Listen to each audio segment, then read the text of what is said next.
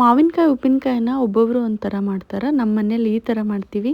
ಇದನ್ನು ಈ ವರ್ಷ ಮೇ ಹಾಕಿದ್ದು ಮುಂದಿನ ವರ್ಷ ಮೇ ಬರೋ ತನಕನೂ ಇಟ್ಕೊಂಡು ತಿಂದರೆ ಹಾಳಾಗಲ್ಲ.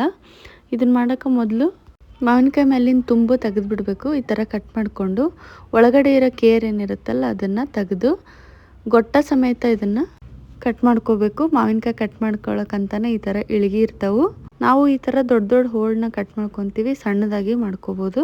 ಈ ಥರ ಒಂದು ಕಾಟನ್ ಬಟ್ಟೆ ಮೇಲೆ 5 ರಿಂದ 6 ತಾಸು ನೆರಳಿಗೆ ಇದನ್ನ ಒಣಗಿಸ್ಬೇಕು. ನಂತರ ಒಂದು ಪುಟ್ಟಿ ಒಳಗೆ ಹಾಕ್ಕೊಂಡಿನಿ. ಇದಕ್ಕೆ ಹಸಿ ಸಾಸಿವೆನ ತರಿಯಾಗಿ ಪುಡಿ ಮಾಡ್ಕೊಂಡು ಹಾಕ್ಕೋಬೇಕು.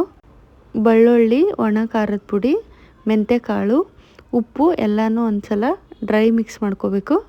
ನಂತರ ಬರ್ನಿಗೆ ತುಂಬಿಕೊಂಡು ಶೇಂಗಾ ಎಣ್ಣೆ ಹಾಕಿ ಮಿಕ್ಸ್ ಮಾಡಿ ಇದನ್ನು 15 ರಿಂದ 20 ದಿನ ಬಿಟ್ಟು ತಿನ್ನೋಕ್ಕೆ ಸ್ಟಾರ್ಟ್ ಮಾಡ್ಬೋದು. ನಿಮಗೆ ಇನ್ ಡೀಟೇಲ್ ಆಗಿ ಮೆಜರ್ಮೆಂಟ್ಸ್ ಬೇಕಂದ್ರೆ ಕ್ಯಾಪ್ಷನ್ನ ಚೆಕ್ ಮಾಡ್ಬೋದು.